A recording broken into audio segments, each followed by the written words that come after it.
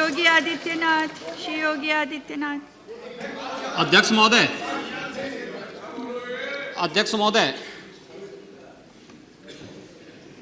माननीय श्री मुलायम सिंह जी ने अभी जो बात यहाँ पर कही है, और मुझे अच्छा लगा कि लालू जी आज उनका समर्थन कर रहे हैं। प्रधानमंत्री के लिए भले ही उन्होंने समर्थन न किया हो, लेकिन आज समर्थन कर रहे हैं, पता नहीं किस बात के लिए। लेकिन मैं आपके माध्यम से पूरे सदन का ध्यान आकर्षित करना चाहता हूं उन मुद्दों की ओर जो आज भी सदन की मर्यादा के विरुद्ध यहाँ पर बातें हो रही हैं और किस प्रकार से गुमराह किया जा रहा पूरे देश को। अयोध्या में 3 प्रकार की परिक्रमाएं होती हैं, पंचकोसी, 14 कोसी और 84 कोसी। और महोदय, उसी परंपरा के अनुसार 84 कोसी परिक्रमा देश के संतों ने प्रयागराज महाकुंभ के अवसर पर 10,000 संतों ने वहां पर तय किया था और उसी के अनुसार परिक्रमा का यात्रा का कार्यक्रम तय हुआ था।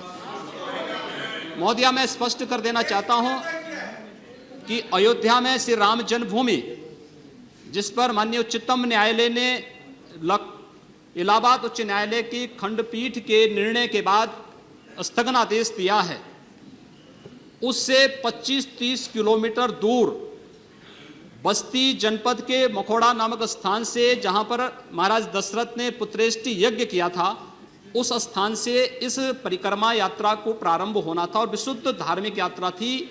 इसमें किसी राजनीतिक दल का कोई हस्तक्षेप नहीं था। बिल्कुल 200-250 संतों को इस यात्रा में चलना था और 13 सितंबर तक ये 20 दिन की यात्रा है। लेकिन जिस प्रकार से धार्मिक स्वतंत्रता के मौलिक अधिकार पर उत्तर प्रदेश सरकार ने प्रहार किया है, महोदय, पहली बार देखने को मिला है कि लगभग 2000 से अधिक संतों को गिरफ्तार किया गया है और पूरी तरह अपमानित किया गया है। यहां तक कि अयोध्या जी में सरयू जी का स्नान करने वाले जो संत ऐसे हैं जो केवल सरयू जी का स्नान करते हैं, उसी का जल का ग्रहण करते हैं, उन्हें वहां सरयू जी का पूजन नहीं करने दिया गया, स्नान नहीं करने दिया गया, जबरन उठा करके बंद कर दिया गया, उन पर लाठियां चलाई गई हैं, पूरी तरीके से अपमानित करके। सबसे पहले तो सरकार ने हमारे संवैधानिक और मौलिक अधिकारों का हनन किया है। दूसरा, जहां तक स्थगन आदेश की बात है, मैं याद दिलाना चाहूंगा, इस देश के अंदर सेकुलरिज्म के नाम पर राजनीति करने वाले उन सभी दलों को 1994 में कांग्रेस नेतृत्व की ही सरकार ने सुप्रीम कोर्ट में एक शपथ पत्र दिया था और ये कहा था कि अगर तय हो जाएगा कि अयोध्या में विवादित जो ढांचा था, वह ढांचा किसी हिंदू मंदिर या स्मारक को तोड़ करके बनाया गया है, तो हिंदू भावनाओं के अनुरूप कार्य होगा। आखिर यह साबित हो चुका है। अयोध्या में 30 सितंबर 2010 को इलाहाबाद उच्च न्यायालय की लखनऊ खंडपीठ की पूर्ण पीठ ने जो फैसला दिया है, उसमें तीनों जजेस ने एक स्वर से कहा है कि विवादित भूमि ही राम जन्मभूमि है, और जब विवादित भूमि राम जन्मभूमि है तो फिर उसके लिए कानून बनाने की मांग इस देश का संत समाज कर रहा है, कोई पाप नहीं कर रहा है। हम अपने हक को मांग रहे हैं और हम यही मांग कर रहे हैं कि अयोध्या में राम जन्मभूमि पर भव्य मंदिर का निर्माण होना चाहिए, कानून इस सरकार को लाना चाहिए, क्योंकि सुप्रीम कोर्ट में शपथ पत्र कांग्रेस नेतृत्व की सरकार ने उस समय दाखिल किया था और उसी क्रम में हम मांग कर रहे हैं। और संतों को उनके हकों से वंचित किया जा रहा है, उनके धार्मिक यात्रा को प्रतिबंधित किया जा रहा है, उन्हें अपमानित किया जा रहा है। और किस समाजवाद की बात मुलायम सिंह जी कर रहे हैं, किस संविधान की बात कर रहे हैं? ये समाजवाद है। स्वयं राष्ट्रीय अध्यक्ष हैं, इनके 2 भाई महासचिव हैं, इनका पुत्र प्रदेश अध्यक्ष है। कौन से समाजवाद की बात करते हैं? परिवारवाद की बात करते हैं। बेवकूफ बना रहे देश को, ये केवल देश को बेवकूफ बनाने का कार्य कर रहे हैं और बेवकूफ बना करके समाजवाद के नाम पर समाज को बेवकूफ बना करके सेकुलरिज्म की ध्वजियां उड़ा रहे हैं।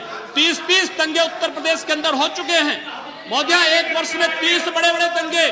हर दंगे में हिंदू प्रताड़ित हुआ है, हिंदू जेल में बंद हुआ है। और ये सरकार परंपरा की बात करती है। किस परंपरा की बात इस सरकार कर रही है? कि आतंकवादियों के खिलाफ दायर मुकदमों को वापस लेना कौन सी परंपरा का हिस्सा है? ये सरकार उत्तर प्रदेश के अंदर जिस प्रकार से सरकारी जमीनों को कब्रिस्तान के नाम पर आवंटित कर रहा है, कौन सी परंपरा का हिस्सा है?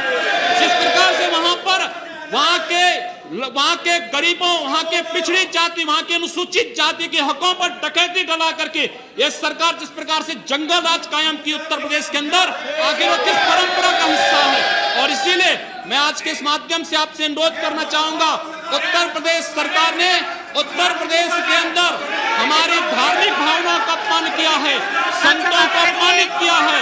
इस सरकार को रहने का अधिकार नहीं होना चाहिए, इसे तत्काल बर्खास्त किया जाना चाहिए।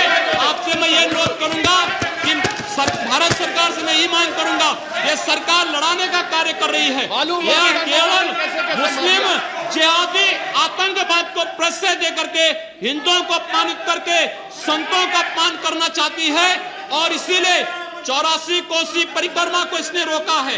महोदया, जितनी फोर्स वहां लगाई गई अब समाप्त उसका करिए। दशांश भी, महोदया, उसका केवल दशांश भी केवल सुरक्षा के लिए देखी 200-250 संत अपनी धार्मिक यात्रा को शांतिपूर्ण ढंग से निकालते।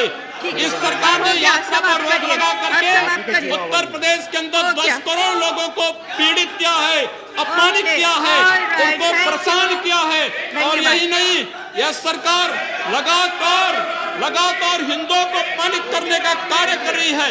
और इसीलिए मैं आपके माध्यम से अनुरोध करूंगा, इस सरकार को रहने का कोई अधिकार नहीं, इसे बर्खास्त किया जाना चाहिए।